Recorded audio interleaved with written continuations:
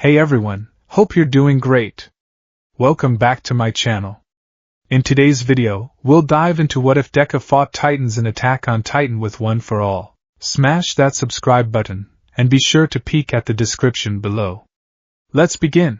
The air in Muzidafu tasted of ozone and pulverized concrete. Izuku Midoriya, known to the world as the hero Deku, was a whirlwind of green lightning, his movements a staccato rhythm against the cacophony of battle. His mind, a supercomputer of combat analytics, was running at 1,000 miles per hour. Full cowl, 8%. He muttered, the words a familiar mantra swallowed by the wind. He's creating micro-distortions every 3.7 seconds to offset his trajectory. If I can predict the next warp, I can intercept him with a Manchester smash. His target was a villain calling himself Voidwalker. The man's quirk was a terrifying one, the ability to tear small, unstable holes in the fabric of space. They weren't clean, controllable portals like Kurogyres. They were jagged wounds in reality, shimmering with violent purples and blacks, that spat out whatever they swallowed in unpredictable locations and vectors.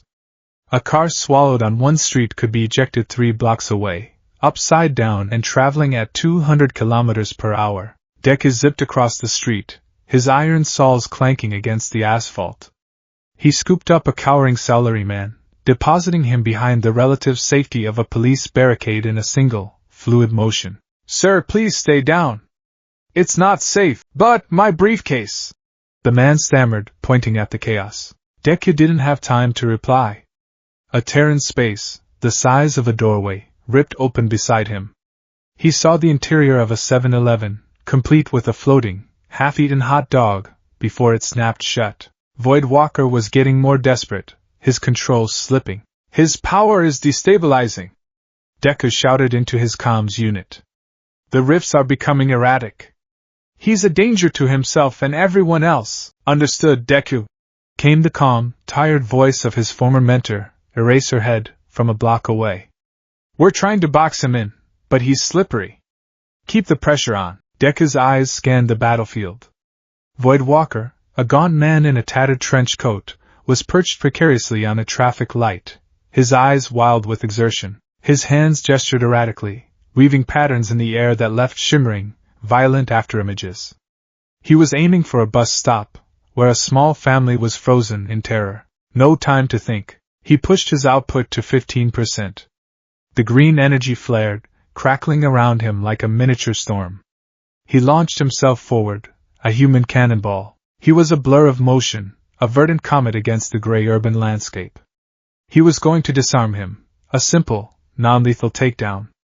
It was what heroes did, but Voidwalker saw him coming. A malicious grin split his face. You want to be a hero, kid? Then see how you save them from nothing. Instead of opening a portal in front of the family, he tore one open directly in Deku's path. It wasn't like the others. This one was larger, angrier. It didn't shimmer, it writhed. It was a vortex of pure, chaotic energy, a maelstrom of fractured light and screaming physics. Deku's danger sense, the latent quirk from the fourth One for All user, exploded in his skull, not as a gentle warning, but as a primal, mind-shattering scream of pure wrongness. He tried to change his trajectory, digging his saws into the ground, but his momentum was too great. He was going to fly right into it.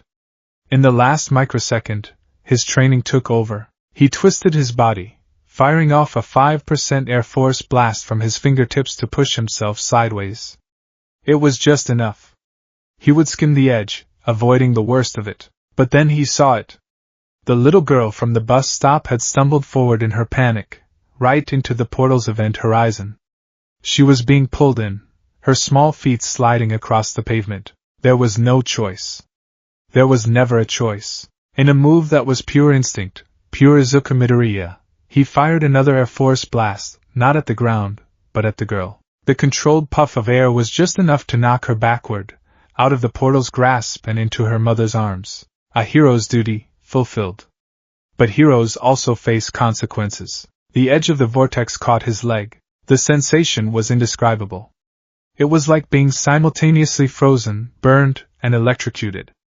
His vision fractured into a million kaleidoscopic shards. The sounds of Muzidafu, the sirens, the screams, Aizawa's frantic shout of his name was stretched into an agonizing, metallic shriek and then silenced. He felt his body being pulled apart atom by atom, a sensation of infinite, horrifying expansion, before being slammed back together with the force of a collapsing star. Then, there was only blackness, pain, and the sensation of falling. The landing was not a landing.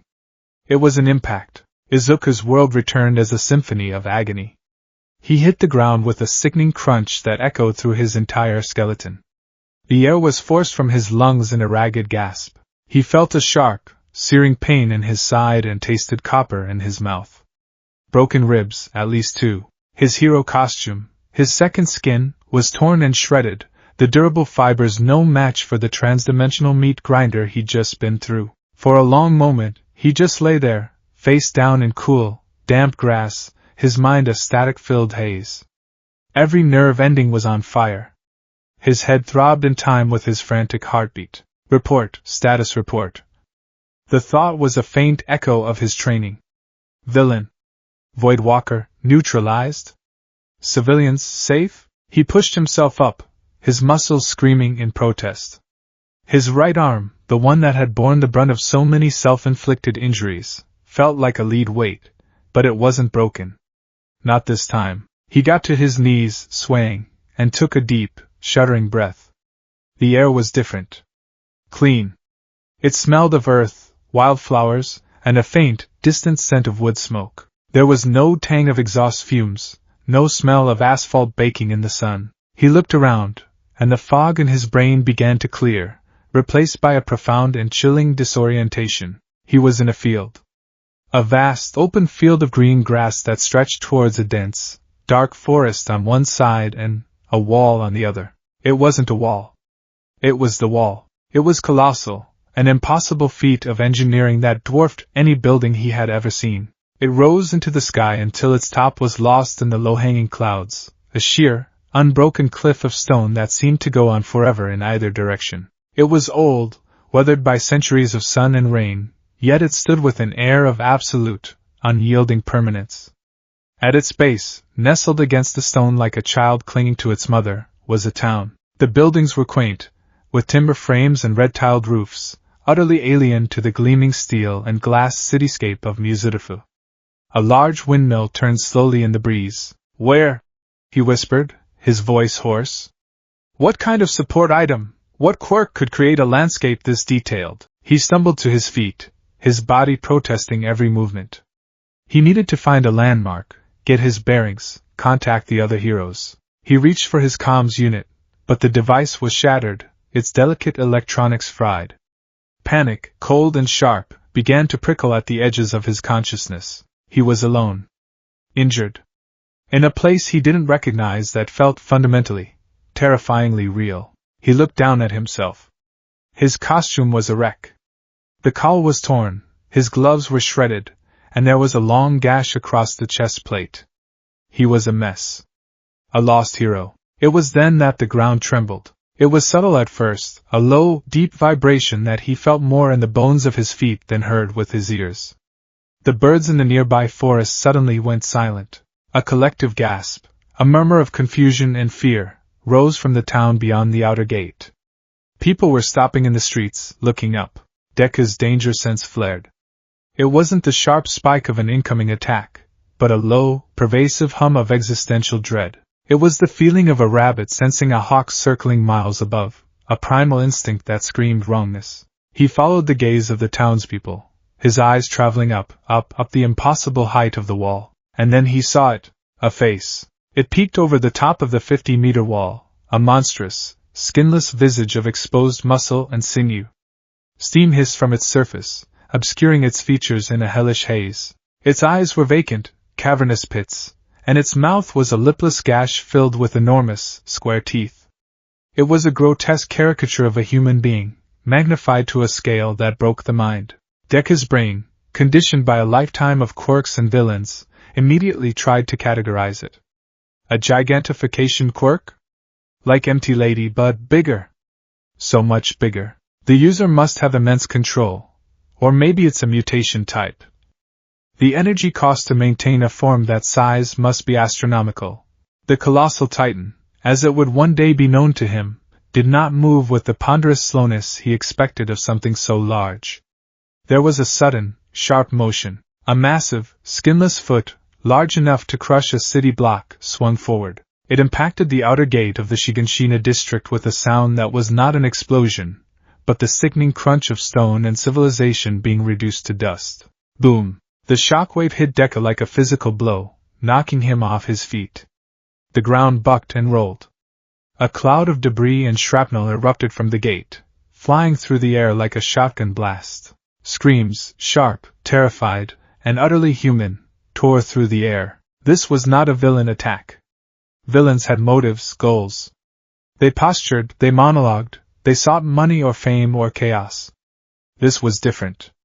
This was an act of indiscriminate, silent destruction. It was like watching a natural disaster, a hurricane given horrifying, human form. His training, the core of his being, screamed at him.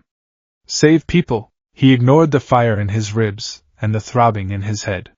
He pushed one for all through his body, the familiar green lightning crackling to life. Full cowl, 8%! He launched himself towards the breach, a verdant streak against the chaos. The world became a blur of motion.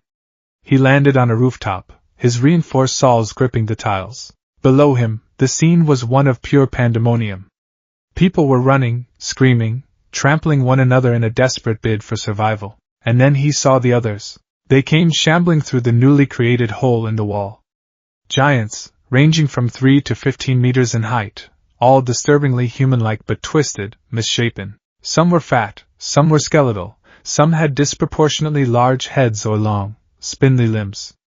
But they all shared the same empty, hungry eyes and the same fixed, vapid smiles. One of them, a squat, pot-bellied creature, reached down and plucked a screaming man from the street.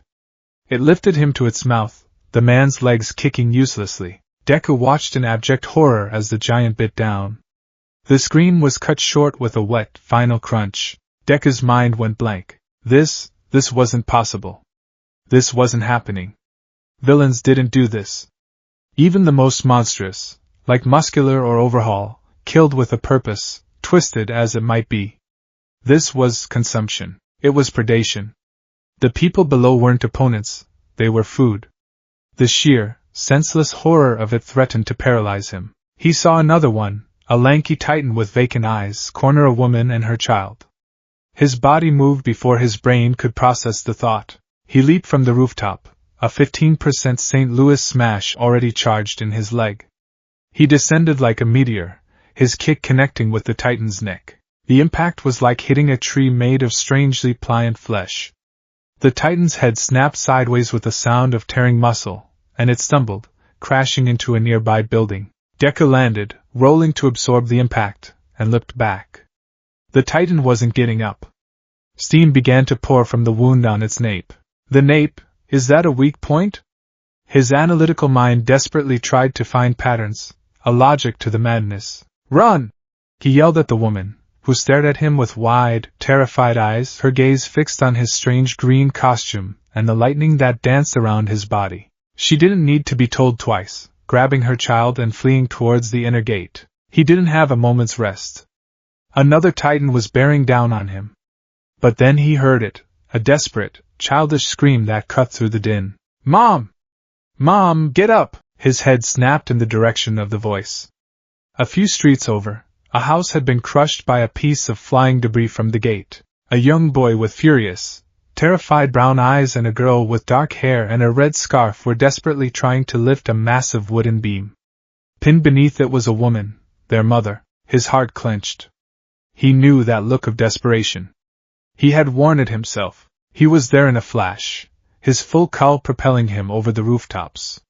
He landed beside them, the dust and rubble crunching under his boots. Step back, he commanded, his voice firm with a hero's authority. I'll get her out. The boy Aaron looked up at him, his face a mask of tear-streaked fury. Who are you? Just help. Get her out. Deku crouched, his hands finding purchase under the heavy beam. One for all. 20%. The power surged, his muscles bunching. He strained, his teeth gritted, the green energy flaring around him. The beam groaned, lifting a few inches, but the angle was wrong, and the sheer weight of the collapsed house was too much. It was more than just the beam. It was the entire structure pressing down. He needed more power, but a 100% smash here would kill the woman and the kids with the shockwave alone. It's no use. The woman, Carla, whispered, her voice weak. My legs, they're crushed. You have to take the children and run. No! Deku grunted, straining until veins popped on his forehead. I don't leave people behind. That's not what heroes do. We're not leaving you. Eren screamed, pulling uselessly at the wood. It was at that moment a man in a garrison uniform arrived, his face pale with fear. Hannes.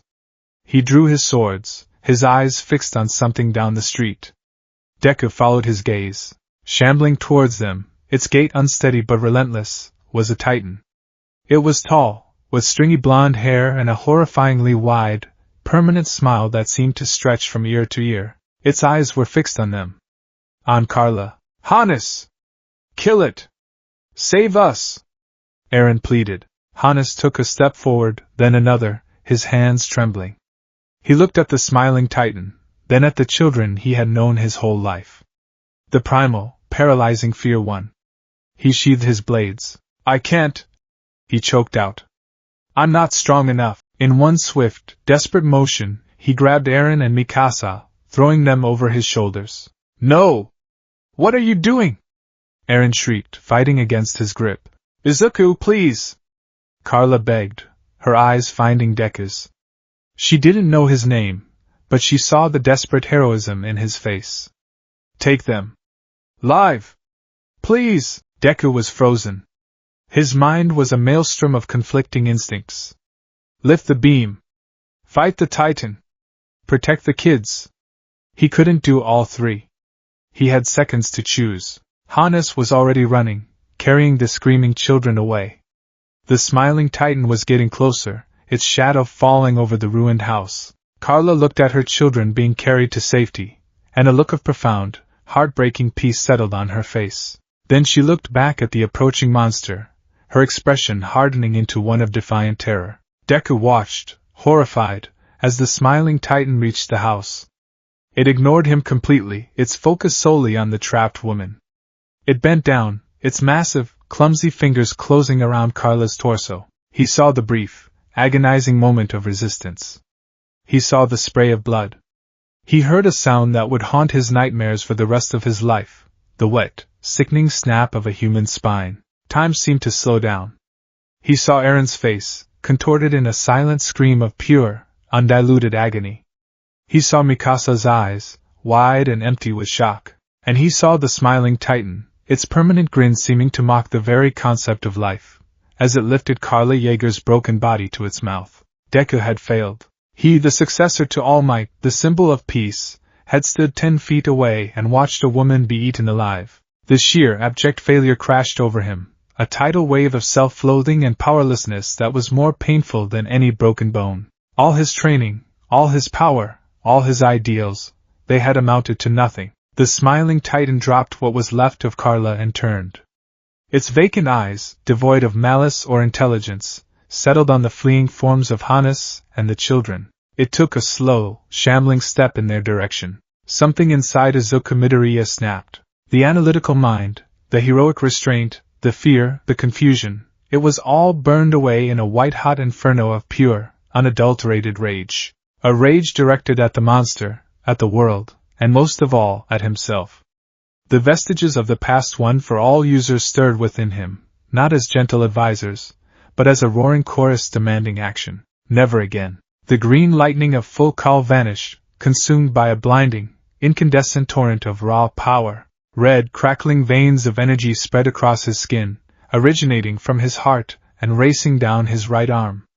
The air around him crackled and grew heavy, the pressure dropping as if before a hurricane. You! He growled, the single word a guttural promise of annihilation. Eren, still struggling in Hannes's grip, saw it. He saw the boy in the tattered green suit begin to glow, a light so bright it hurt to look at. Deku took a single step forward, the ground cracking under his foot. He drew his right arm back, the limb screaming in protest as it was flooded with more power than it was ever meant to contain. He didn't care. The pain was nothing compared to the agony of his failure. He saw the Titan reaching for Eren. He saw his friend's terrified face, and he acted. He didn't run. He was simply there. He crossed the distance in less than a heartbeat, appearing directly in the Titan's path. He flicked his middle finger forward, focusing 100% of One for All's cataclysmic power into a single, infinitesimal point. One for all, 100%. The world held its breath. Delaware smash! It wasn't a sound. It was the absence of sound, a violent void that ripped the air apart. A cannonade of pure kinetic force, compressed and focused, erupted from his fingertip. It struck the smiling Titan's chin. There was no struggle. There was no resistance. The Titan's head, neck, and entire upper torso were not just destroyed. They were atomized. They ceased to exist, vaporized into a cloud of steam and gore that was instantly blasted away by the force of the shockwave. The creature's lower body stood for a moment, a grotesque, headless statue, before collapsing into a heap of dissolving flesh. The shockwave continued, a visible wall of distorted air. It tore a massive trench in the street, uprooting cobblestones and shattering the windows of every building for 100 meters. It was a surgical strike of absolute destruction. From his vantage point, Hannes was thrown to the ground, shielding the children with his own body.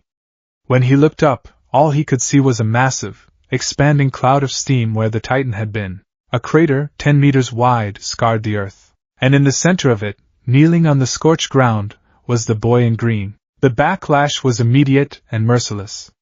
The bones in Deku's right arm, from his fingertips to his shoulder, shattered into dust. The muscles and ligaments, unable to contain the force they had just unleashed, tore themselves to ribbons.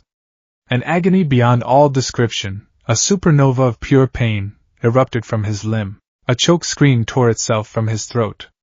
His vision swam, the edges turning dark.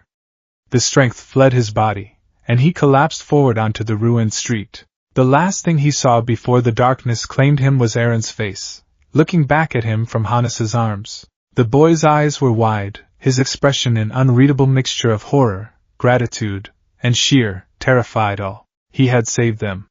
He had unleashed the power of a god to do it.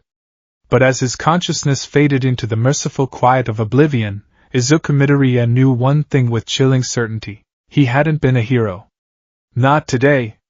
Today, he had just been a witness to the end of the world. And a part of him had ended with it. Consciousness returned not as a gentle dawn, but as a hostile invasion. The first sensation was pain, a deep, foundational agony radiating from his right arm, so profound it felt like a part of his soul had been scooped out. The second was the rhythmic, nauseating sway of the boat, a motion that churned the emptiness in his stomach. The third was the sound, a low, pervasive murmur of weeping, hushed whispers, and the desolate cries of children who had become orphans in the space of an afternoon. Izuku Midoriya cracked his eyes open. The world was a smear of gray sky, gray water, gray, hopeless faces. He was lying on the crowded deck of a river barge, a makeshift ferry packed to overflowing with the shell-shocked survivors of Shiganshina. His head was pillowed on something rough and lumpy, a coil of rope. His shattered right arm, a grotesque ruin of flesh and bone, was wrapped in crude bandages, already soaked through with blood. A piece of splintered wood served as a makeshift splint, a pitiful attempt to contain a wound that defied conventional medicine. He tried to sit up, a gasp of pain catching in his throat. Every muscle protested, his broken ribs sending sharp, stabbing jolts through his torso. "Don't move!" The voice was flat, devoid of emotion, yet carried an undercurrent of fierce concern. Mikasa Ackerman was sitting cross-legged a few feet away, her gaze fixed on him, her expression unreadable. Beside her, Armin Arler knelt, his wide blue eyes filled with a mixture of terror and an insatiable, academic curiosity. Eren Yeager stood behind them, his back to Izuku, staring at the receding shoreline where smoke still billowed into the oppressive sky. His small frame was rigid with a grief so potent it seemed to have a physical weight. The other refugees gave their small group a wide berth. They huddled at the far end of the boat, casting fearful, sideways glances at him. Izuku could hear their whispers, sharp and cutting in the otherwise mournful silence. The one in the green suit, a flash of light, and the Titan was just gone. A monster fighting a monster. A demon. He was an outcast. A freak. In a world of heroes, his power was a celebrated spectacle. Here, in a world of prey, it was just another form of monstrosity. He felt a profound, crushing loneliness settle over him, heavier than any injury. "You're awake," Armin said, his voice barely a whisper. Hannes brought you. After you collapsed." Izuku's memory came rushing back in a horrifying torrent. The colossal face over the wall, the breach, the screams, the woman trapped under the rubble, the smiling Titan. Carla. The failure. The rage. The 100% smash. He looked at Aaron's stiff back and felt a fresh wave of self-loathing wash over him. "I'm sorry," he croaked, his throat raw. "About your mother. I should have been faster. I should have done more." Aaron flinched as if struck. He turned slowly, and the look in his eyes was not one of gratitude, but of a burning, bottomless resentment. "Sorry?" he spat, the word dripping with venom. "You're sorry? You appeared out of nowhere, dressed like a lunatic, with the power to do that." He gestured wildly with his hand towards the memory of the obliterated Titan. "And you were right there. You were right there and you did nothing. Why didn't you save her? If you're so powerful, why did you let her die?" Each word was a nail hammered into Izuku's heart. He had no answer. Because Aaron was right. He had been there. He had possessed the power of one for all, the legacy of the symbol of peace, and he had failed at the most fundamental duty of a hero. "Aaron, stop it," Mikasa said, her voice low but firm, though she didn't look away from Izuku. Her suspicion was a palpable force. "No!" Aaron's voice cracked, tears finally breaking through his rage. "He could have saved her." Izuku bowed his head, unable to meet the boy's accusing gaze. "You're right," he whispered, the admission tasting like ash. "I failed. And I have to live with that." The raw honesty of his confession seemed to momentarily stun Aaron into silence. He turned away again, his shoulders shaking with silent sobs. It was Armin who broke the tense quiet, his curiosity overriding his fear. What was that? What you did?" "No cannon, no gunpowder, nothing in the world can do that." "And your clothes, what are you?" Izuku looked at the three children who had lost everything. They deserved some kind of explanation, even if it sounded insane. He took a ragged breath, the pain in his ribs flaring. "My name is Izuku Midoriya," he began, his voice gaining a sliver of its old earnestness. "I'm a hero. Or a hero in training. Where I come from, about 80% of the population is born with a special ability. We call them quirks. Armin's eyes widened, a flicker of intellectual light in the darkness of his grief. "A quirk? Like a unique trait?" "Exactly." Izuku nodded, grateful for the sliver of understanding. "My quirk is called One for All. It's a power that can be passed down from one person to the next. It stockpiles strength. What you saw was me releasing a small fraction of that stockpiled power." He didn't dare tell them that the devastating blast was a full power attack, and what it cost him. Aaron let out a bitter, choked laugh. "Quirks? Heroes? You sound like you're from a child's storybook." "Perhaps," Izuku said softly. "But it's my reality. Or it was. I was fighting a villain whose quirk allowed him to tear holes in space. I was pulled through one. I don't think I'm in my own world anymore." Armin's mind, sharp and analytical even in trauma, latched onto the one tangible thing. "Titans," he said, his voice trembling slightly. "You've never seen them before, have you?" "No," Izuku admitted. "What are they? Where do they come from?" And so, on a refugee boat floating down a muddy river, surrounded by the broken survivors of a massacre, Izuku Midoriya received his first lesson on the grim reality of this new world. Armin, with a clinical detachment that was both heartbreaking and impressive in a boy his age, explained it all. The Titans had appeared 100 years ago, driving humanity to the brink of extinction. They were mindless giants who devoured humans for no apparent reason, ignoring all other forms of life. The last remnants of humanity survived within 3 concentric walls: Maria, Rose, and Sina. Today, Wall Maria, the outermost bastion, had fallen. As Armin spoke, Izuku's analytical brain, his greatest tool as a hero, kicked into gear despite the pain and grief. It was a coping mechanism, a way to impose order on unimaginable chaos. Don't seem to have intelligence.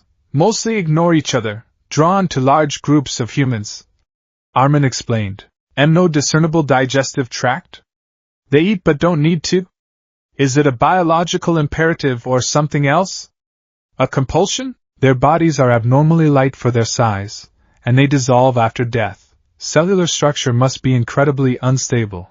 High-temperature steam indicates a massive energy expenditure. The nape of the neck is the only weak point? Why? Is the pilot, if there is one, located there? Or is it a centralized nervous system cluster? Must gather more data, The muttering started, quiet at first, then growing in intensity. It was an old habit, one his friends and teachers had long grown accustomed to. But here, it was the final nail in the coffin of his perceived sanity. Mikasa stared at him as if he were possessed, and even Armin shrank back slightly. The other refugees who overheard him whispered more furiously, their fear solidifying into a concrete certainty. This boy wasn't just strange, he was unhinged. A demon who spoke in tongues. The name they had given him, born of fear and rumor, began to stick, the green demon of Shiganshina. By the time the barge docked at the port within Wall Rose, the story of the green demon had preceded them. It had traveled on the panicked whispers of the first evacuees, morphing and twisting with each retelling. Some said he was a titan in human form. Others claimed he was an experimental weapon from the military police that had broken loose. All agreed he was inhumanly powerful and dangerously unstable. As Izuku stepped onto the crowded dock, supporting his useless arm with his good one, a path cleared around him. The air was thick with the stench of fear and unwashed bodies. Garrison soldiers, their faces grim and exhausted, were trying to maintain some semblance of order, but it was a losing battle. That's him! The one in the green suit! Someone shouted. Instantly, half a dozen rifles were leveled at his chest. On the ground! Now! A garrison captain barked, his face pale but his voice steady. Izuku froze. His instincts screamed at him. This was a misunderstanding, he was a hero, he could de-escalate this. But looking at the terrified faces behind the guns, he knew that his usual earnest appeals would be useless. Here, his power wasn't a gift, it was a threat. To resist would be to confirm their worst fears. Slowly, painfully, he knelt, then lowered himself to the ground, the rough cobblestones digging into his torn costume. Soldiers swarmed him, their movements jumpy and uncertain. They roughly searched him, finding no weapons, which only seemed to confuse them more. They bound his good hand behind his back with thick rope. Sir, his other arm! A young soldier stammered, looking at the bloody, mangled mess. It's like a bag of gravel, the captain grimaced. Get him to the infirmary, then lock him in the stockade. I want a full report. And somebody find those kids he was with. I want to know everything. As they hauled him to his feet, Izuku's eyes met Aaron's one last time. The boy's expression was no longer just angry. It was complicated, a swirl of fear, resentment, and a flicker of something else, a grudging acknowledgement of the power that had saved him, even as he hated it. And in that moment, Izuku understood. In this world, being saved by a monster was perhaps only marginally better than being eaten by one. The interrogation room was cold, damp, and smelled of mildew and old stone. A single candle cast flickering, distorted shadows on the walls. Izuku sat on a rickety wooden stool, his shattered arm now cleaned and rebandaged by a terrified, tight-lipped medic. His good hand was manacled to a ring in the wall. It was a far cry from the clean, well-lit rooms at the police precinct back home. Across from him, behind a heavy oak table, sat Captain Gross. He was a barrel-chested man with a thick, graying mustache and eyes that had seen too much death to have any room left for wonder. He held a file in his hands, a collection of witness statements that were as contradictory as they were terrifying. Izuku Midoriya, Gross began, his voice a low rumble. He didn't look up from the file. No family name, no known city of origin. Found at the scene of the Shiganshina breach wearing this ridiculous get-up. He gestured vaguely at Izuku's costume. Witnesses claim you destroyed a 15-meter class Titan with a single, and I quote, flick of your finger. He finally looked up, his gaze hard and deeply skeptical. So, let's start with an easy question. Who are you working for? Izuku met his gaze, his expression earnest. I'm not working for anyone. My name is Izuku Midoriya. I am a student at Yue High School, in the hero course. I was transported here by accident during a villain attack. Gross stared at him for a long, silent moment. Then he sighed, a sound of profound weariness. Son, I've been a soldier for 25 years. I've heard every lie, every delusion, every half-baked story a man can come up with. Let's try again. Are you a spy from one of the cities in the interior? Is this quirk nonsense some kind of code word for a new type of gunpowder? No, sir, Izuku said, trying to keep the frustration from his voice. It's not code. It's the source of my power. It's a part of my biology, like the color of my eyes. Biology, Gross repeated, the word dripping with sarcasm. He slapped the file down on the table. Dozens of people are dead. Wall Maria has fallen. Humanity is facing its greatest crisis in a century, and you sit there spinning fairy tales about heroes and villains. Your biology left a crater in the middle of a street and turned a Titan into mist. That's not biology, boy. That's a weapon of war. The interrogation went on for hours. Izuku told the truth, the whole, unvarnished, unbelievable truth. He spoke of All Might and the symbol of peace, of a society built around superpowers, of a world without walls or Titans. With every word, he saw the disbelief in Captain Gross's eyes harden into conviction. To the captain, he wasn't just a liar. He was a dangerous, delusional psychopath with the power to level a city. His honesty was his undoing. We can't get a straight story out of him, sir, Gross reported later to a superior. He's either a brilliantly trained spy with an unbreakable cover story, or he's completely insane. Either way, he's too dangerous to be left unchecked. I recommend indefinite detention. Maybe a quiet execution, if it comes to that. Izuku, left alone in the cold stone cell that served as his holding room, felt despair creep in. He was trapped. His story was unbelievable, his power was terrifying, and his intentions were completely misunderstood. He was a hero in a world that had no word for what he was, except perhaps monster. He rested his head against the cold stone wall, the weight of his failure, his isolation, and his hopelessness pressing down on him. For the first time since receiving One for All, he felt truly, utterly powerless. The heavy wooden door to his cell creaked open. Izuku looked up, expecting the return of Captain Gross. Instead, the man who entered was tall and thin, with sharp, intelligent eyes and a calm, almost serene demeanor despite the chaos gripping the district. He held a silver flask in one hand. Pixis, commander of the garrison regiment's southern territories. Captain Gross seems to think you're either a liar or a lunatic, Pixis said, his voice surprisingly gentle. He unstopped his flask and took a thoughtful sip. I, however, have always found that the most outlandish stories often contain the most interesting truths. He walked over and sat on the edge of the table, studying Izuku not as a threat, but as a complex puzzle. I've read the reports. I've seen the crater myself. I've spoken to the Jaeger boy. He hates you, you know. But he doesn't deny what you did. You possess a power that defies all known laws of our world. A power that could, theoretically, destroy the walls from within, or save them from without. Izuku remained silent, watching the commander, sensing this was a different kind of conversation. So I find myself with a fascinating conundrum, Pixis continued, swirling the contents of his flask. What does one do with a demon who slays monsters?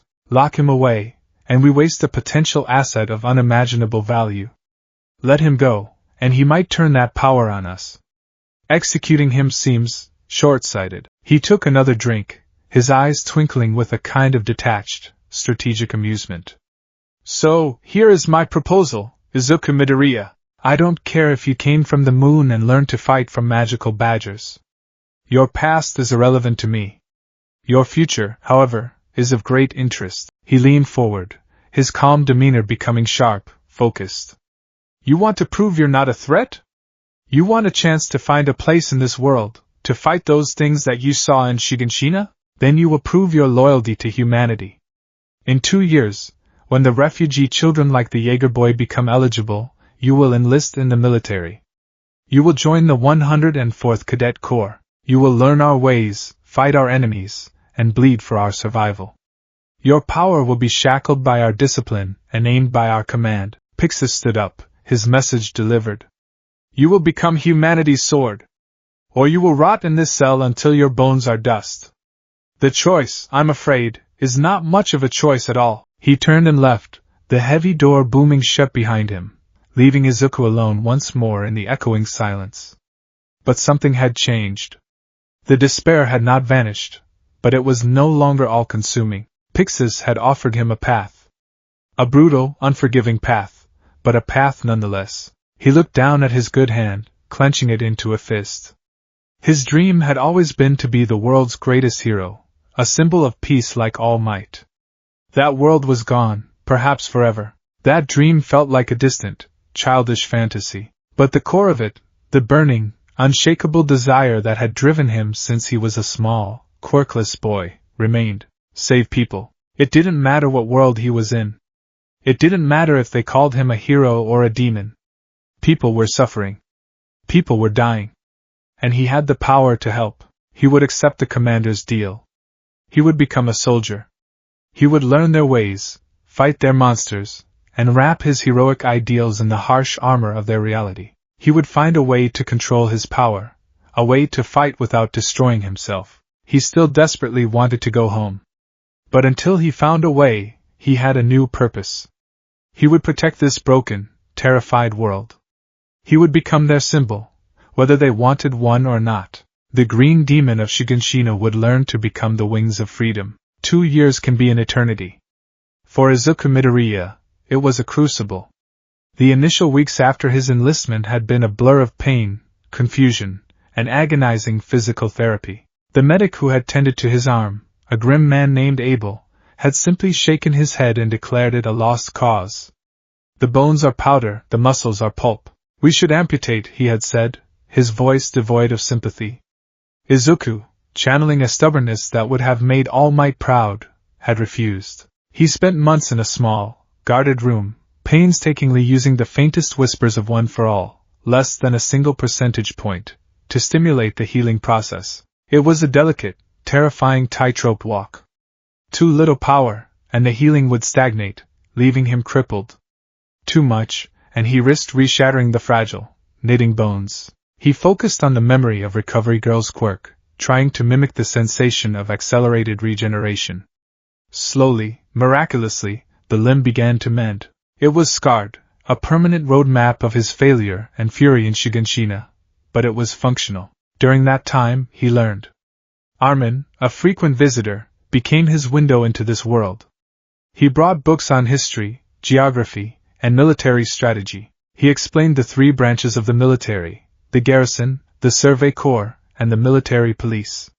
He spoke of the 100 years of fragile peace, and the dream of seeing the ocean. In return, Izuku spoke of his world, carefully editing out details that were too fantastical, framing his society as one of specialized human abilities rather than quirks. To Armin, he was a living, breathing history book from a world that shouldn't exist. Eren and Mikasa visited less often. The tension with Eren was a raw, open wound. The boy's grief had calcified into a singular, burning purpose, to kill every Titan. He saw Izuku not as a person, but as a frustrating, incomprehensible weapon that had been in the right place at the wrong time and still failed. Mikasa was a silent shadow, her loyalty to Eren absolute. She watched Izuku with a wary, protective intensity, her eyes missing nothing. Finally, the day came. Izuku, now 15 years old, stood in line with hundreds of other raw recruits, all of them children forged in the fires of loss. He stood out like a sore thumb. While others wore simple civilian clothes, he wore his hero costume. It was meticulously repaired, the dark green fabric patched with whatever scraps he could find. The chest plate was dented, the caul stitched back together with thick, clumsy thread. It was his last, most tangible link to the home and the dream he had lost. It was his identity. And then, their world was given a name and a face, Keith Shotty's. The head instructor of the 104th Training Corps was a man who seemed to be carved from granite and fury. He moved down the line of terrified recruits, his voice a thunderclap, his words designed to strip them of their identities and reforge them into soldiers. When he reached Izuku, he paused. His bald head gleamed in the harsh sunlight, his eyes boring into the boy in the strange green suit. "And what the hell are you supposed to be?" Shades bellowed, his face inches from Izuku's. "Some kind of clown who got lost on his way to the circus?" Izuku snapped into a salute, his form stiff and practiced. "Izuku Midoriya, sir." From Shiganshina, Shades leaned in closer, his voice dropping to a conspiratorial, menacing whisper. "Midoriya, I've read your file. The special case. Commander Pixis seems to think you're some kind of miracle. I think you're a liability." He straightened up, his voice booming once more. "Here, you are not a miracle. You are not special. You are less than nothing. You are livestock, and I will train you to be proper bait for the Titans. Am I understood?" "Sir, yes, sir!" Izuku shouted, his voice ringing with a conviction that seemed to surprise even Shades. This was his path.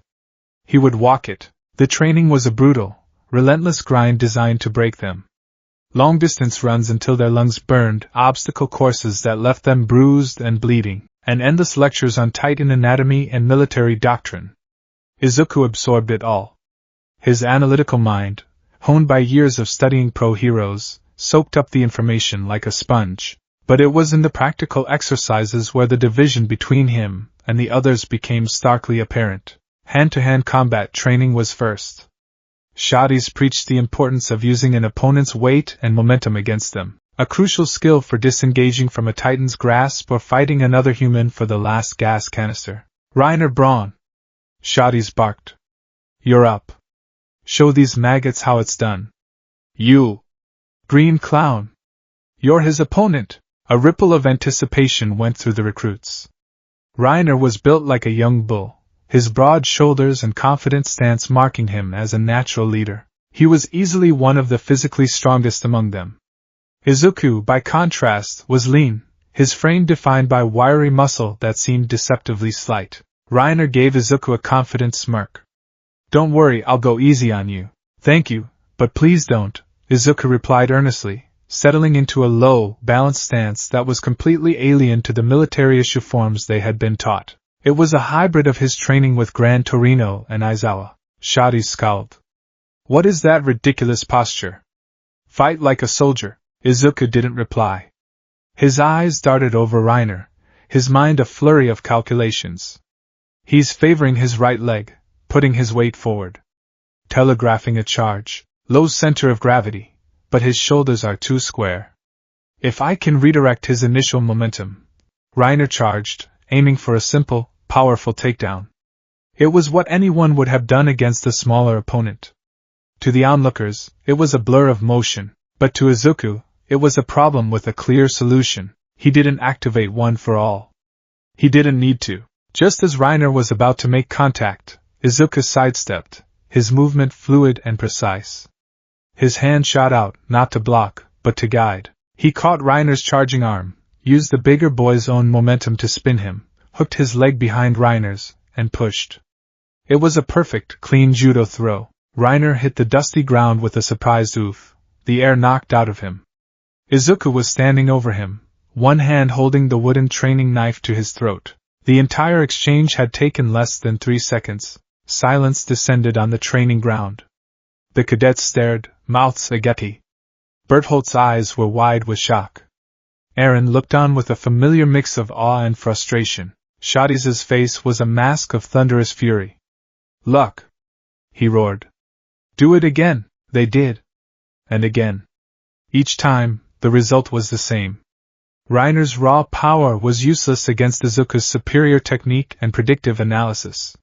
He couldn't land a single blow. Finally, Reiner lay on the ground, panting and covered in dust, looking up at Izuku with genuine disbelief. "How?" Reiner gasped. "You put too much power into your first move," Izuku explained, offering a hand to help him up. "It leaves you off balance if it doesn't connect." He had won, decisively. But he hadn't won Shades's approval. The instructor's eyes narrowed with suspicion. This wasn't the work of a recruit. It was the polished skill of a veteran. An outsider. An oddity that didn't fit into his neat, orderly world. His victory in hand-to-hand, however, was immediately contrasted by his spectacular failure with the omnidirectional mobility gear. The ODM gear was the pinnacle of this world's technology, a complex marvel of gas propulsion, grappling hooks, and steel wires. It was also completely counterintuitive to Izuku. His entire fighting style was built on using his own body, his own power, for mobility. Full cow was his mobility. To cede that control to a machine, to trust his life to wires and gas pressure, was a terrifying and alien concept. His first attempt at the aptitude test was a disaster. He launched himself from the platform, misjudged the gas output, and shot upwards like a cork from a bottle. He overcorrected, fired his hooks at the wrong angle, and ended up spinning wildly, tangled in his own wires, before crashing unceremoniously into the side of a large oak tree. He hung there, upside down, as the other cadets howled with laughter. Shadi's voice dripped with malicious glee. Well, Midoriya. It seems your fancy footwork doesn't do you much good in the air. Perhaps you should stick to wrestling trees. The humiliation burned.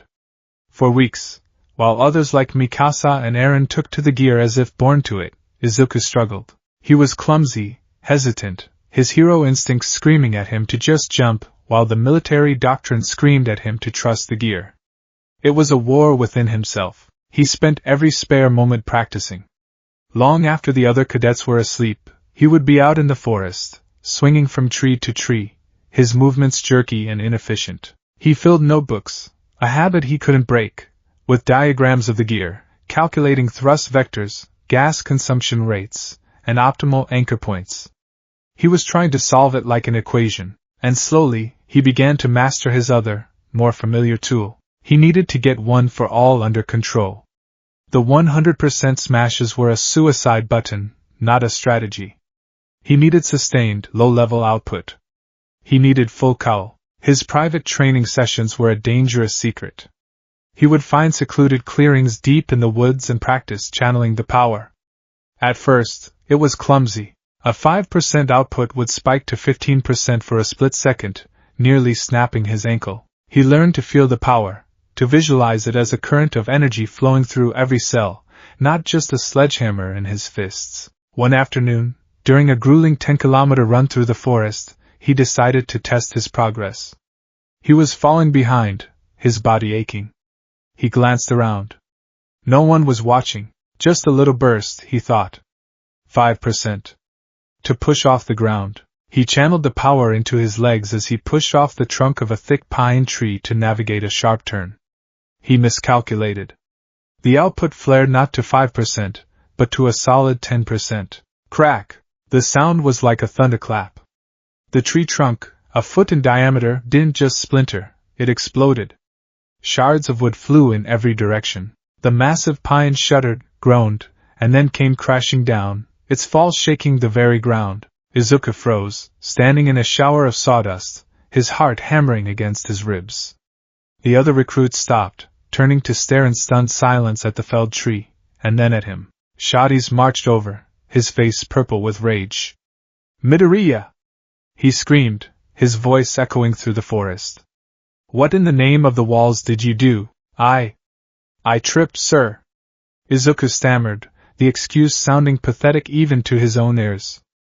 I must have hit it harder than I thought. Shadi stared at him, then at the obliterated tree trunk, then back at Izuku's lean frame. The story was impossible, absurd. And yet, there was the evidence. For the rest of the day, Izuku was assigned to latrine duty, scrubbing floors until his knuckles were raw. But the incident served as a stark reminder. His power was a secret he had to guard with his life. It was too much, too strange for this world. He had to be more subtle. He had to integrate it, make it invisible. He began to apply his analytical mind to the problem.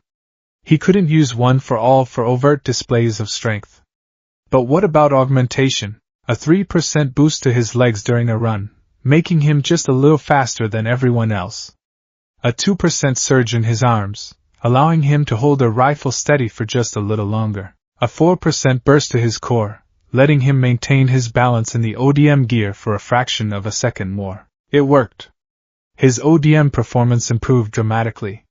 He learned to combine the gear's propulsion with microbursts from full cowl, allowing for impossibly sharp turns and sudden changes in velocity. He was no longer clumsy. He was unpredictable, his movements a bizarre but effective fusion of man, machine, and hidden power. To the others, he was simply a late bloomer who had finally figured it all out. To Shotties, he remained a frustrating enigma. He also began to form bonds.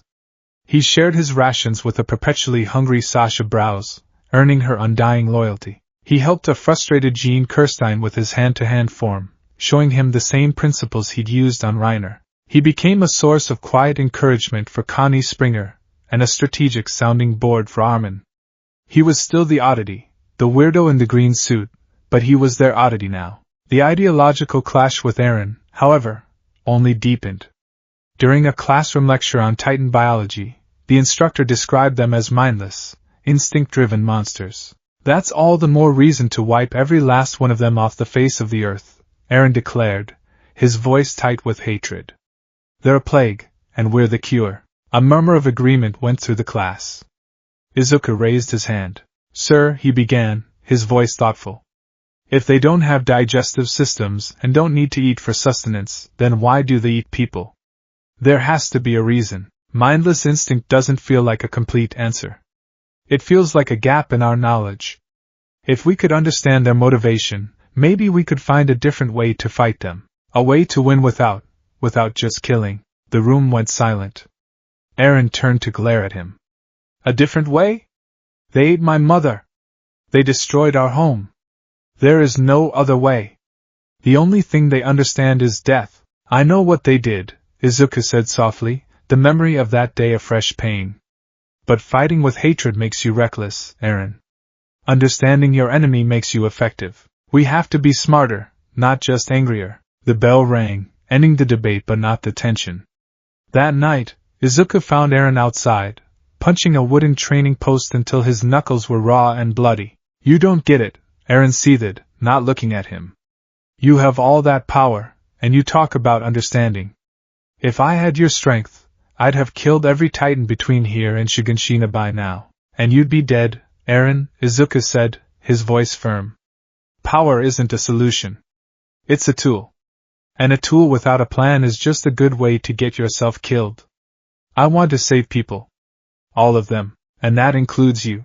Eren just punched the post harder, unable to articulate the storm of jealousy, admiration, and resentment he felt. The culmination of Izuku's unique skills came during another sparring session. Shotties, seemingly determined to find someone who could put the green clown in his place, pitted him against the one person whose combat record was, on paper, as flawless as his own, Annie Leonhardt. Annie was an enigma. Quiet, detached, and ruthlessly efficient. She moved with a liquid grace that was utterly unique. Let's see your tricks work against a real fighter, Midoriya, Shotties sneered. The two circled each other. Izuku's analytical mind was in overdrive. Her stance, it's not military. Wider, lower. Muay Thai? No, something else. She moves from her hips, generating incredible power from her small frame. Total control of her center of gravity. Annie attacked first, a lightning-fast kick aimed at his head. Izuku ducked under it, the wind from the blow ruffling his hair. He came up, aiming for a sweep, but she was already repositioning, her balance perfect. The fight was a blur of motion. It wasn't like fighting Reiner's brute force. It was like fighting a viper. Every move she made flowed into the next. She was always one step ahead. She feinted with a punch and dropped into a low kick, catching Izuku's leg and sending him to the ground. She was on him in an instant, moving to apply a submission hold. This was her kill zone, the other cadets gasped. No one had ever gotten the upper hand on Midoriya so decisively. Pinned, with Annie's arm about to lock his shoulder, Izuku knew he had no choice. He couldn't use a powerful smash, but he didn't need one. He needed a single, perfect burst of speed, full call of 3%. The green lightning was invisible to the naked eye, a flicker that lasted less than 1/10 of a second. To Annie, it felt as though the boy beneath her had suddenly become frictionless. In the microsecond it took her to readjust, he had moved. He twisted his body at an impossible angle, slipping out of the hold, reversing their positions, and using her own momentum to guide her into a pin. He had one hand holding her arm, the other holding the training knife just inches from her neck. The training ground was, once again, completely silent. Annie lay on the ground, her eyes wide with something Izuku had never seen in them before, genuine, unadulterated surprise. She hadn't been overpowered. She had been outmaneuvered by a move that should not have been physically possible. She felt the ghost of an unnatural energy, a momentary surge of power that defied explanation. She looked at him, her usual apathy replaced by a sharp, calculating curiosity. She had recognized something in him, a dangerous, hidden depth. Match, Izuku said quietly, breathing heavily. He released her and stood up, offering a hand. She ignored it and got to her feet, her gaze never leaving his. Shadi's just stared, his jaw tight. He said nothing, simply moved on to the next pair. He couldn't explain what he had just seen, and it infuriated him. That night, Izuku sat on the steps of the barracks, polishing the metal plates of his costume. The air was cool and filled with the sound of crickets. He was joined by Armin and then, reluctantly, by Eren and Mikasa. For a while, they sat in a comfortable silence, watching the stars. This world's sky was different, the constellations unfamiliar. It was a constant, lonely reminder of how far he was from home. I was reading one of my grandfather's old books, Armin said, breaking the quiet. It talked about the world outside the walls. He said there's a giant body of water, so big you can't see the other side, and it's all made of salt. The ocean. Who cares about a giant puddle? Eren scoffed, though his voice lacked its usual bite. Freedom is what's out there. The real world. That's why we have to kill the Titans. To see it, Armin turned to Izuku. What about you, Izuku? What do you fight for? Is it to get back to your world? Izuku looked down at his hands, at the faint scars that traced the paths of One for All's power. I do want to go home, he admitted, his voice soft. More than anything. But I don't know if that's possible. And even if it is, I can't leave this world as it is. I can't just turn my back on all of this. He looked up, his green eyes reflecting the starlight. His expression was one of profound, unwavering earnestness. Where I come from, we have a job. A profession. It's called being a pro-hero. Their job is to protect people, to fight villains, but it's more than that. The best of them, the number one hero, he was a symbol. A symbol of peace. When he showed up, people knew everything was going to be okay. They could feel safe. He saved people with a smile. Eren let out a short, bitter laugh. A smile? You want to smile while fighting those monsters? That's the stupidest thing I've ever heard. This isn't one of your storybooks. This is war. That's why it's so important, Izuku insisted, his voice gaining passion. Because this world is so full of terror and despair. People need more than just soldiers, Eren. They need hope. They need a symbol to rally behind. Someone who proves that humanity is stronger than its fear. He clenched his fist, and for a moment, a faint green spark danced across his knuckles. I fight to protect everyone, to be the person who can look at a terrified civilian and say, with total conviction, it's fine now. Why? Because I am here. That's my dream. That's what I fight for. Armin stared at him, captivated by the sheer, unyielding idealism. Eren just shook his head, unable to comprehend such a naive worldview. Mikasa watched him, her expression thoughtful. For the first time, she was starting to see the boy behind the monstrous power, a boy with a purpose as absolute and unshakable as her own need to protect Eren. As he went to sleep that night, Izuku knew he was still an outsider, an anomaly. But he was no longer just a demon or a weapon. He was a cadet of the 104th. He had rivals, and he had friends. He had a purpose, forged in the fires of his old world and tempered by the harsh realities of this new one. Graduation was on the horizon. The real fight was coming. And he would be ready. He would show this world what it truly meant to be a hero. The day of their graduation was steeped in a strange, bittersweet finality.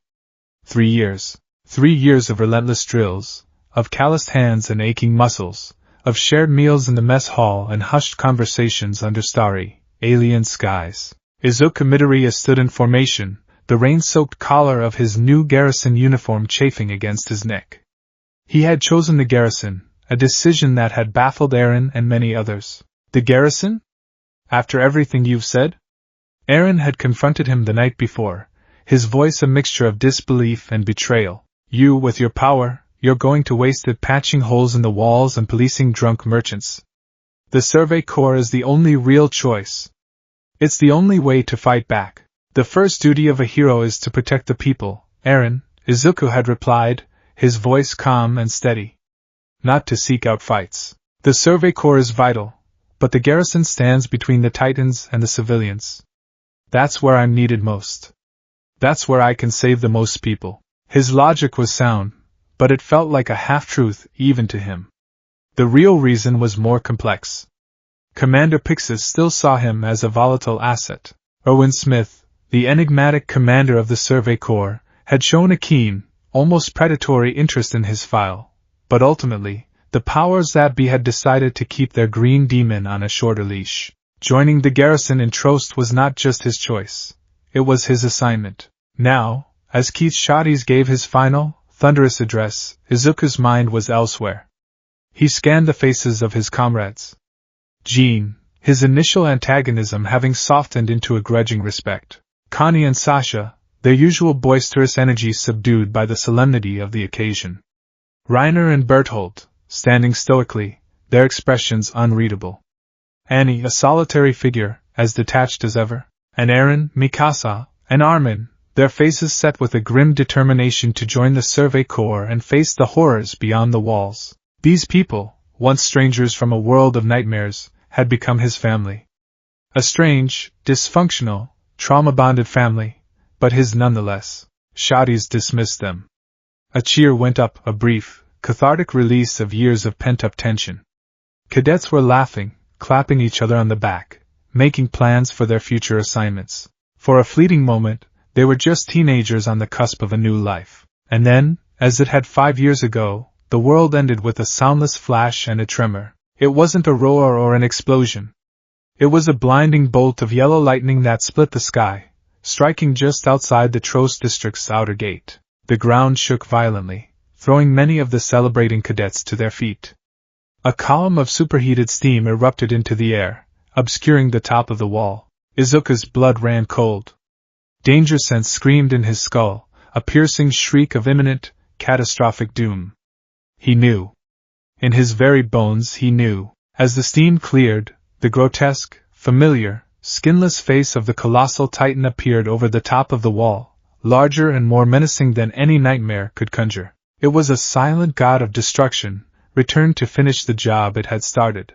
Panic erupted. The cheerful celebration curdled into a symphony of terror. Cadets who had been boasting of their titan-slaying prowess moments before were now frozen, their faces ashen with fear. But not Izuku. In the midst of the chaos, a strange, cold calm settled over him. This was it. This was not a training drill. This was not a theoretical lecture. This was a villain attack. And he was a hero. His mind, the analytical engine he had honed for years, kicked into a gear the others couldn't even comprehend. Full cowl, 8%. He whispered, the mantra a familiar anchor in the storm. Green lightning, a sight unseen by most for 5 years, flared to life, crackling around his body. The other graduates stared at him, their terror momentarily forgotten and replaced by awe. The rumors, the legends of the Green Demon, were true. He didn't wait for orders. He didn't wait for the chain of command to process the shock. People were going to die. He had to move. He launched himself into the air, a verdant blur, landing atop the wall in a single, powerful leap. From this vantage point, the sheer scale of the colossal titan was breathtakingly horrific. It drew back its massive arm, steam venting from its muscles, and swung at the cannons lining the rampart. Eren! Izuku's voice cut through the air, sharp and commanding. Eren, who had been charging headlong at the monster in a fit of pure rage, skidded to a halt, shocked by the authority in his friend's voice. Its target is the cannons! Izuku yelled, his mind processing the situation at lightning speed. It's eliminating our primary defense before the main attack. It's intelligent. The Titan's arms swept across the wall, the force of its passage a hurricane of wind and shrapnel. Izuku, using a burst of full cowl, zipped along the top of the wall, a blur of motion that outpaced the devastating attack. He grabbed 2 frozen garrison soldiers and pulled them out of the path of destruction just as the cannons were pulverized into scrap metal. The colossal Titan then kicked. Just as it had in Shiganshina, its foot smashed through the outer gate, the sound of rending stone and screaming metal echoing across the district. A shower of house-sized debris rained down on the city below. The breach was made. The invasion had begun. Fall back. Get to the interior gate. A garrison officer screamed, his voice cracking with panic. Evacuate the civilians. Cadets, prepare for engagement. Izuku landed on a rooftop, his eyes scanning the unfolding disaster. His brain was no longer that of a terrified boy, but a seasoned pro-hero assessing a crisis zone. Primary objective, civilian evacuation. Secondary objective, contain the threat. Problem, threat is multifaceted. Colossal Titan at the wall, smaller Titans entering through the breach. Limited resources. Inexperienced personnel. He saw Eren, Mikasa, and Armin land nearby, their faces grim. What are your orders? Eren asked, his earlier recklessness tempered by the sheer scale of the crisis. He was looking at Izuku not as his frustrating rival, but as the only person on this wall who seemed to have a plan. Armin! Izuku snapped, his voice leaving no room for argument. You're with the command squad. Your brain is our most valuable weapon right now. Help them coordinate the evacuation routes. Tell them to focus on the western sector. The debris fall was lightest there. Mikasa! He continued, turning to her. You are the single most skilled ODM user here. You run intercept. Protect the other squads. Your job isn't to kill Titans, it's to keep our people alive. Prioritize saving soldiers who get into trouble. And what about you? She asked, her gray eyes sharp and focused. Me? Izuku's gaze hardened as he looked down at the Titans now pouring into the city. I'm buying you time. Without another word, he leaped from the roof, a green comet descending into the heart of the chaos. He was a one-man army, a force of nature unleashed. He landed on the street, the impact cracking the cobblestones, and immediately zipped towards a lumbering 7-meter Titan that was bearing down on a stalled cart full of fleeing civilians. He didn't use a smash. He didn't need to. He ran straight at it, his speed a disorienting blur. He leaped, running up the Titan's outstretched arm as if it were a ramp. At its shoulder, he pivoted, his legs charged with 15% of one for all, and delivered a devastating axe kick, a St. Louis smash, directly to its nape. The sound was like a watermelon being dropped from a skyscraper. The Titan collapsed, dissolving into steam before it even hit the ground. He was already moving again before the body fell. He saw Connie and Sasha, part of the forward vanguard, cornered in an alleyway by 2 5-meter Titans. Connie's gear was jammed, and Sasha was frozen, a traumatic memory of her past flashing in her eyes. Sasha, snap out of it! Connie yelled, desperately trying to unjam his trigger mechanism. The Titans reached for them, their stupid, smiling faces a mask of mindless hunger. Just as their fingers were about to close around the terrified cadets, a black, whip-like tendril of pure energy erupted from the rooftops. Whip! The tendril wrapped around the neck of the first Titan. Before it could even react, it was violently yanked sideways, its head slamming into the adjacent building with enough force to shatter brick. Another tendril lashed out, wrapping around the second Titan's ankle and pulling its legs out from under it. Izuku landed between his friends and the stunned monsters. He hadn't even consciously summoned the power. Black Whip, the quirk of the fifth one-for-all user, had become an extension of his will, a reactive defense mechanism born from his desperate need to protect. Get out of here! Now! He ordered Connie and Sasha, not looking back at them. He turned to face the 2 disabled Titans. He could see the fear and confusion in his comrades' eyes, but there was no time for explanations. He crouched low, green lightning flaring, and launched himself forward. A 10% Detroit smash to the nape of the first one, a spinning heel kick to the other. Both went down in a cloud of steam. From the rooftops, Gene Kirstein watched, his mouth hanging open. He had been assigned to lead a squad to clear this sector. He had been preparing to watch his friends die, and then Midoriya had appeared and handled the entire situation in less than 10 seconds. What is he? One of Jean's squad members whispered in awe. He's our ticket out of this hell, Jean muttered, a newfound determination in his eyes. Let's move. Don't let his work go to waste. Izuku became a whirlwind of green light and black energy, a guardian angel in a tattered hero costume. He moved faster than any soldier on ODM gear, his boots a constant staccato against the rooftops and streets. He wasn't just killing titans, he was performing triage on a citywide scale. He would obliterate a titan threatening a squad, then use Black Whip to pull a falling soldier to safety 100 meters away, then appear in another street to clear a path for fleeing civilians. He was everywhere at once, a legend coming to life in the midst of their worst nightmare. But even he had his limits. The sheer number of titans was overwhelming. For every one he killed, 2 more seemed to take its place. The screams were endless. He saw cadets he had trained with, eaten and crushed. The weight of each failure, each life he couldn't save, was a physical blow. His idealism was being ground away by the relentless, brutal arithmetic of war.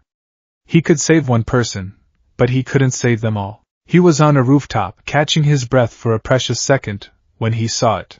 Thomas Wagner, one of his fellow graduates, had been snatched out of the air by an abnormal, a titan that moved with shocking speed. Before anyone could react, the titan bit down. Eren, flying nearby, saw it too. And something in him broke. Thomas! He roared, a sound of pure, primal fury.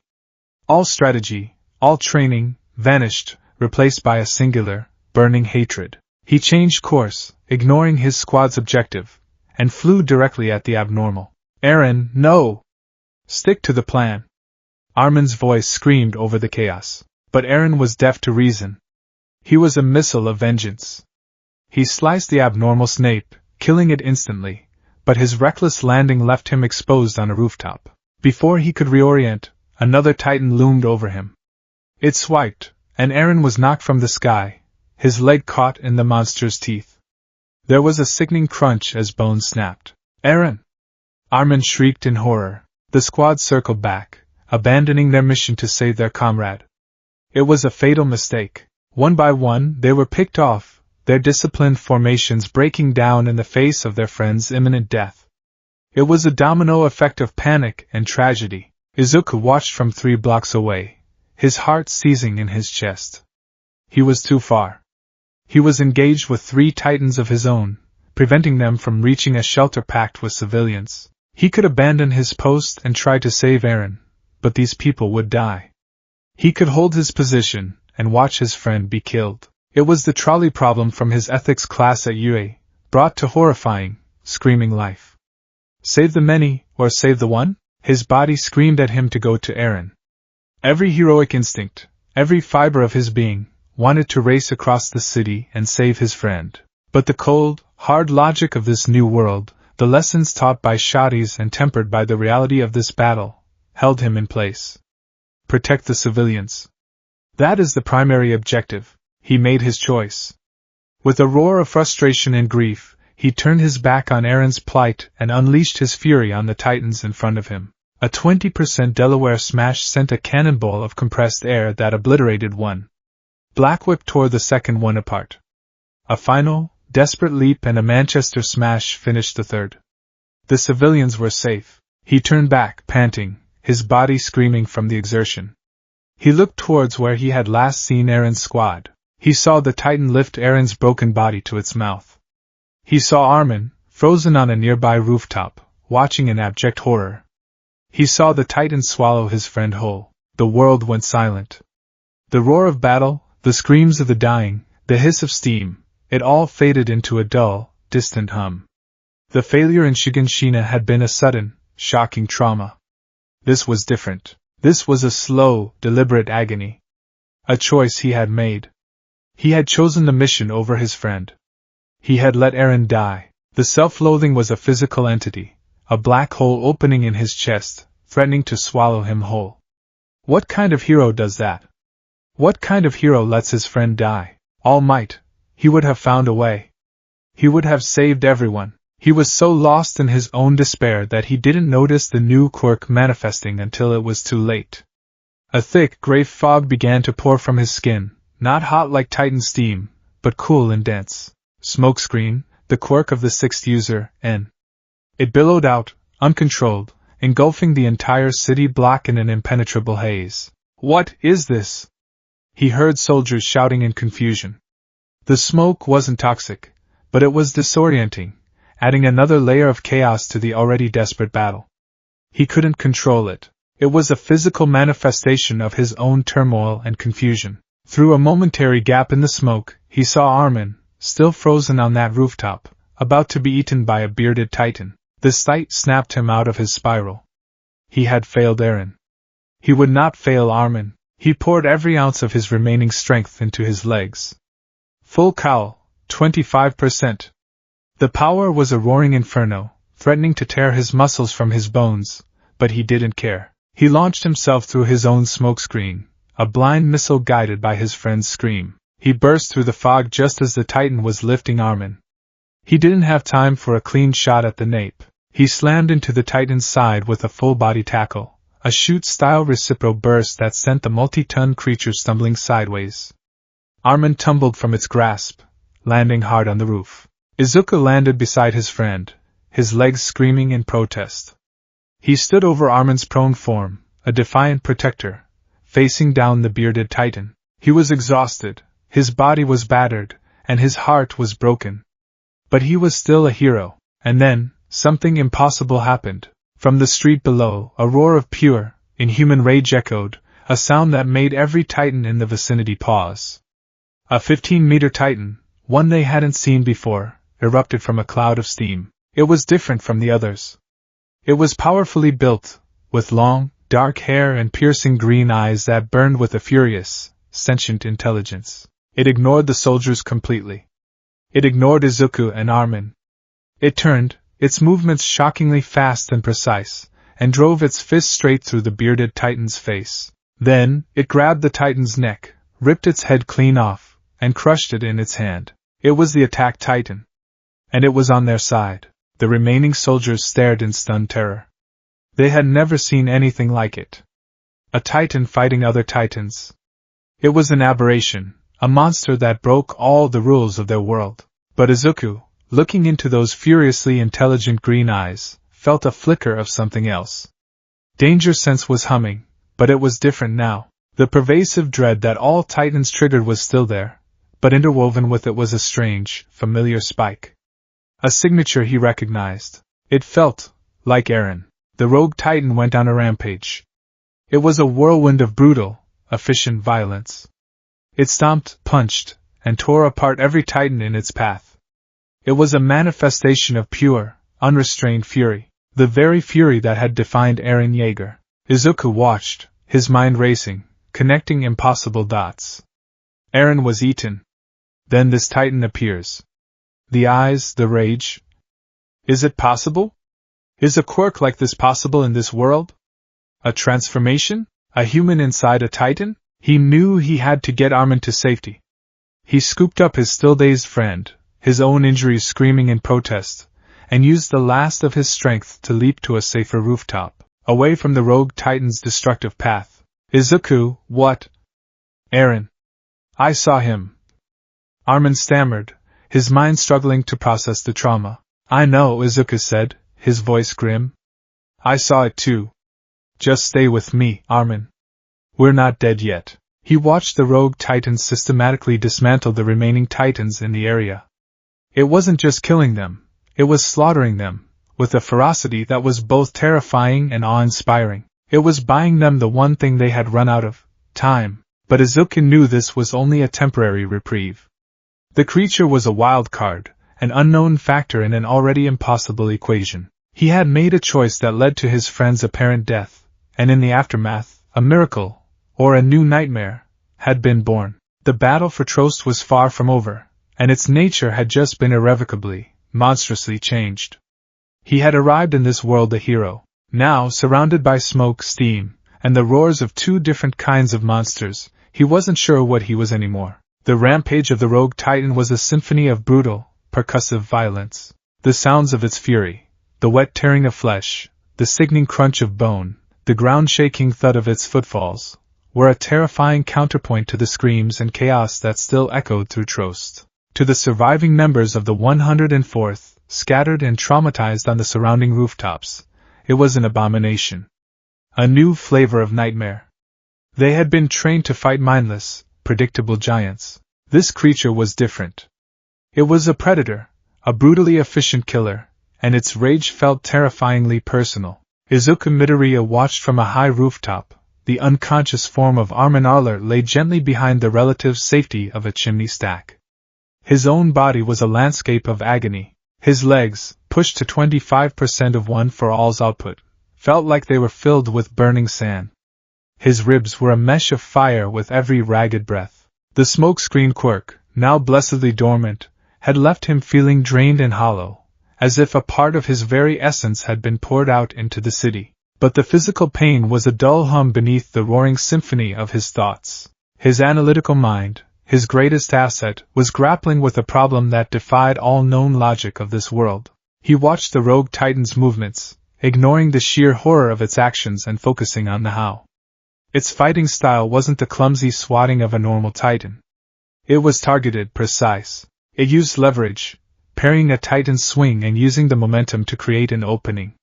It protected its nape instinctively.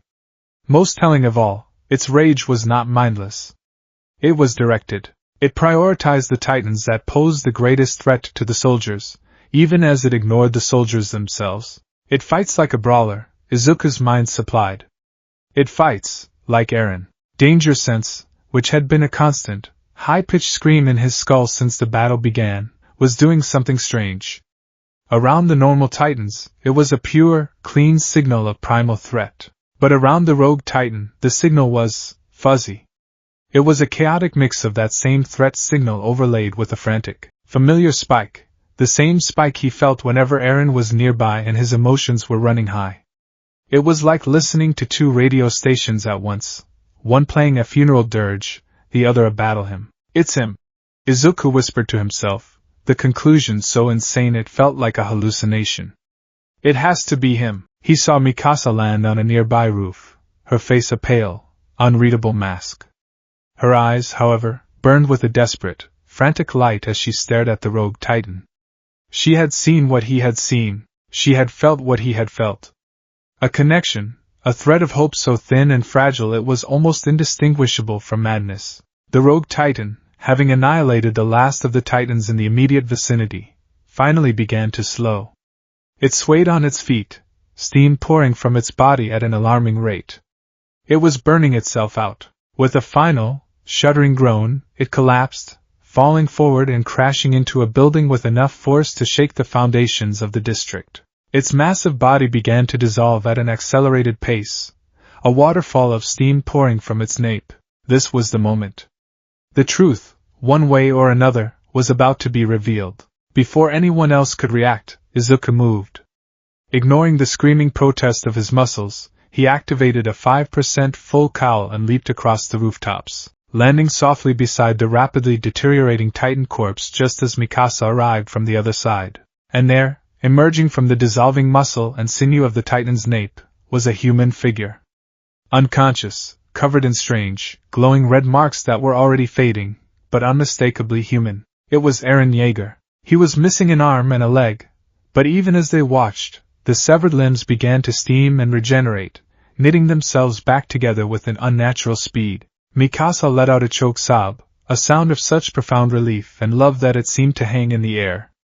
She rushed forward, cradling Eren's unconscious head, tears streaming down her face. Izuku knelt beside them, placing a trembling hand on Eren's shoulder. He was alive. His impossible, suicidal choice to protect the civilians hadn't gotten his friend killed after all. The relief was so overwhelming it almost brought him to his knees, but their reunion was short-lived. The sound of dozens of ODM gear units converging on their position filled the air. Soldiers of the garrison, led by a terrified but resolute Captain Kitswile, surrounded the rooftop, their swords drawn, their faces a mixture of fear and hostile confusion. Their cannons, positioned on the wall above, swiveled to aim directly at the three of them. "Cadet Ackerman!" Cadet Midoriya! Step away from it! Wild Man bellowed, his voice trembling but loud. He was pointing his sword not at the dissolving titan, but at the boy emerging from it. That thing is a threat to humanity! What is it? Mikasa rose to her feet, positioning herself between the soldiers and Eren's unconscious body. She drew her own blades, her expression hardening from one of relief to one of cold, deadly fury. He is not a threat. He is a human being. Human? Wild Man scoffed, a hysterical edge to his laughter. We all saw it.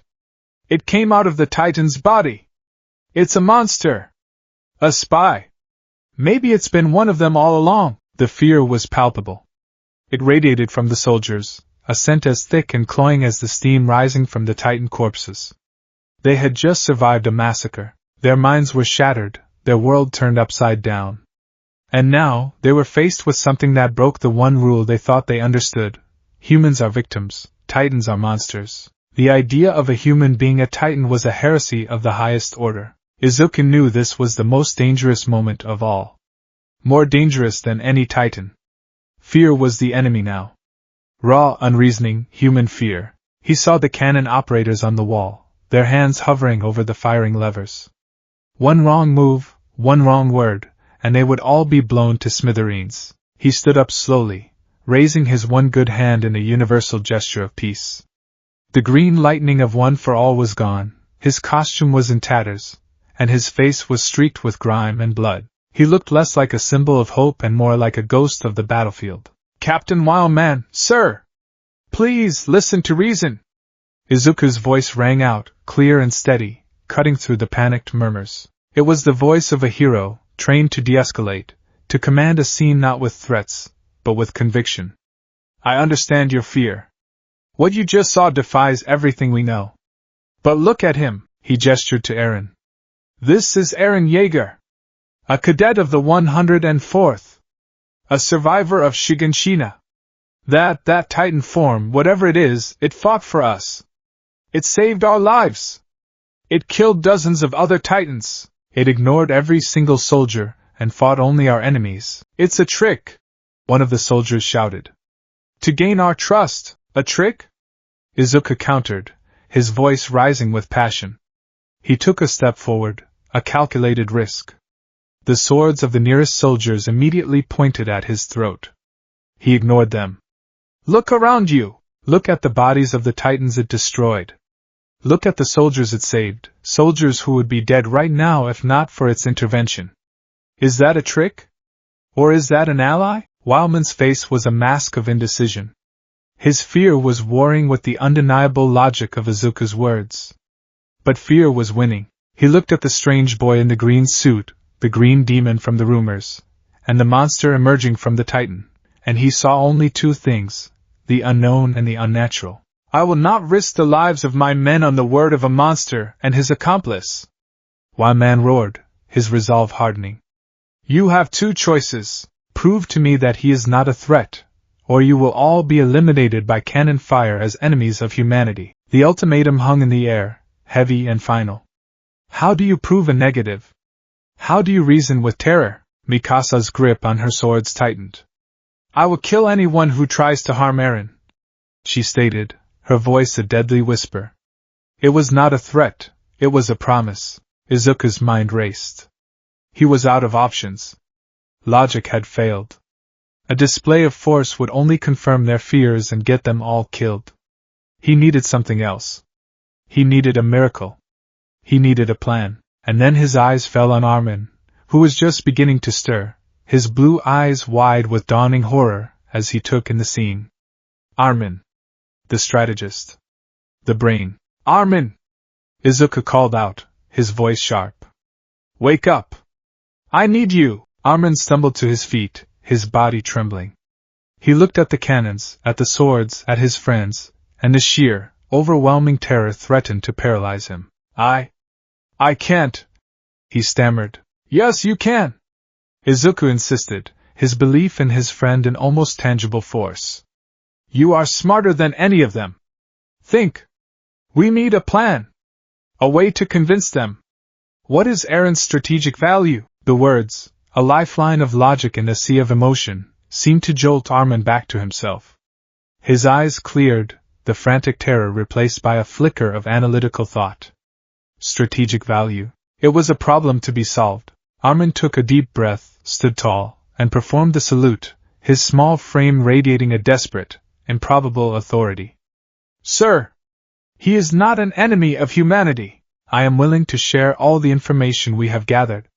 I implore you to consider it. Wildman hesitated. The boy's formal military appeal gave him a moment's pause. But it wasn't enough. I have no time for discussion.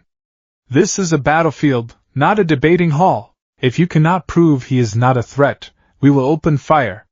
He raised his arm, preparing to give the signal. This was it. The final second.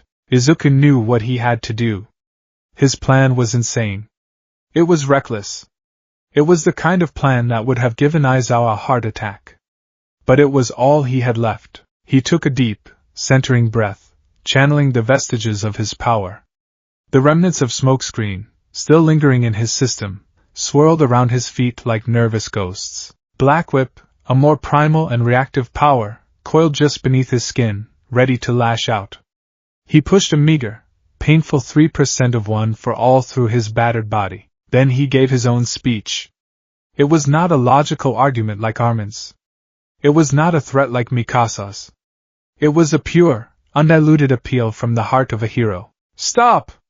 His voice boomed, imbued with the power of one for all, silencing the entire rooftop. Every eye turned to him. You call yourselves soldiers.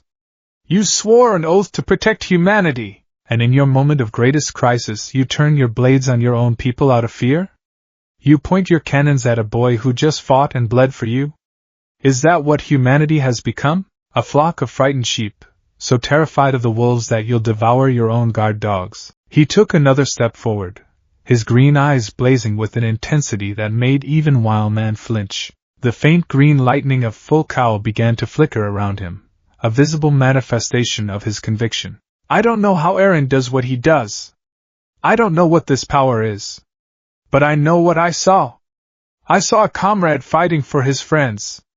I saw a soldier fighting for humanity. And I saw him win. You want to throw that away? You want to kill the single greatest weapon we have ever discovered in our war against the Titans because you're scared of it? He gestured to Eren's still unconscious form. His power could be the key. The key to plugging the hole in this wall. The key to taking back Shiganshina. The key to our survival. To kill him now would not be an act of caution. It would be an act of suicide. An act of surrender to the very monsters you claim to be fighting. His words, filled with a power that went beyond mere volume, echoed across the silent rooftops. He had given them a new idea, a new lens through which to see the situation, not as a threat to be eliminated, but as an asset to be utilized. He had replaced their fear with a flicker of something else, desperate, greedy hope. Wildman was visibly shaken. The soldiers around him were murmuring, their certainty shattered. He had them. He had planted the seed of doubt. But fear is a resilient weed. Wildman raised his arm again, his face contorted in a mask of desperate resolve. Nonsense! I will not gamble with the lives of my men! Fire! The world seemed to slow down. Izuku saw the cannon operator on the wall flinch and begin to push the lever. He saw Mikasa grab both Eren and Armin, preparing to leap away. He saw his speech, his desperate gamble, crumble into dust. No.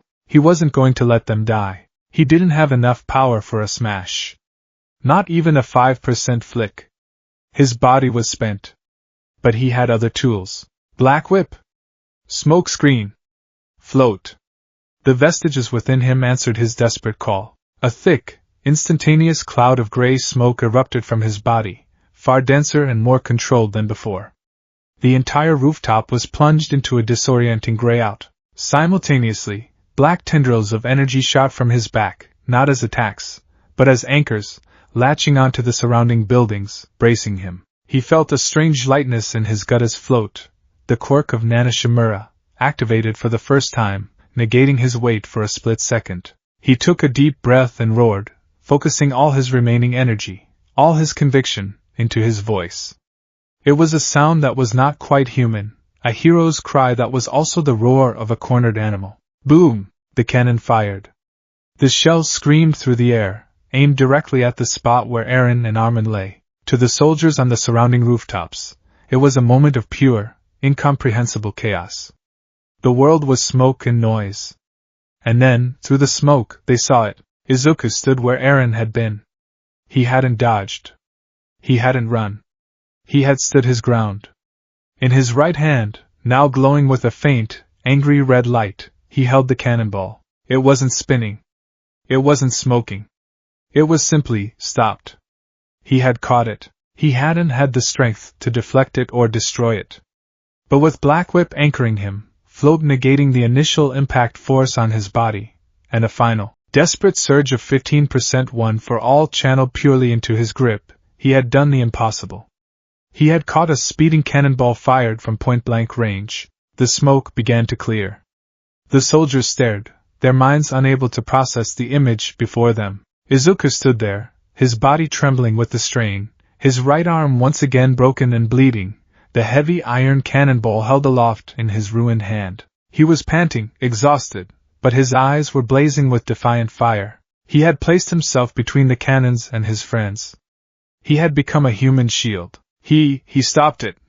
A soldier whispered, his voice filled with religious awe, while man stared, his mouth agape, his face the color of chalk. His ultimate weapon, the final authority of the military, had just been casually caught by the very monster he was trying to destroy. His entire worldview, his understanding of power and order, had just been shattered. I told you, Izuku gritted out, his voice a pained rasp. He let the cannonball drop. It hit the rooftop with a deafening clang that echoed in the sudden, absolute silence. He is not our enemy. The standoff was broken.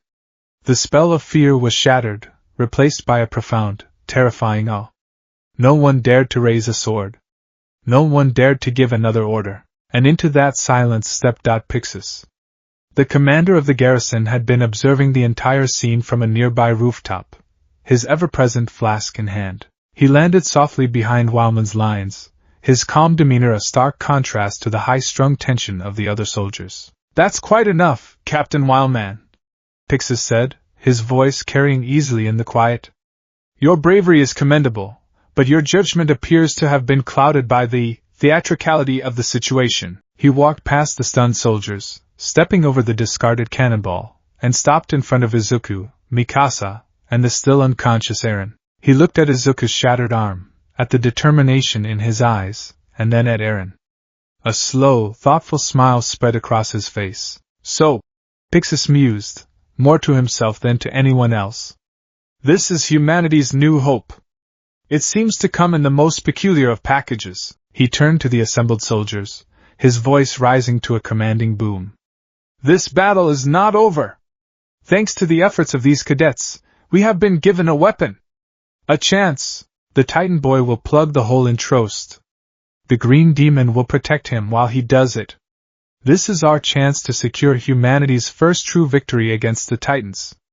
Any who wish to desert may do so now, but those who stay will be witnesses to history." His speech, combined with the impossible feats they had just witnessed, worked like a charm. Fear was replaced by a surge of desperate, fanatical morale. They weren't cowering from monsters anymore. They were marching alongside them. Pixis knelt beside Izuku, who had finally allowed himself to sink to one knee, cradling his ruined arm.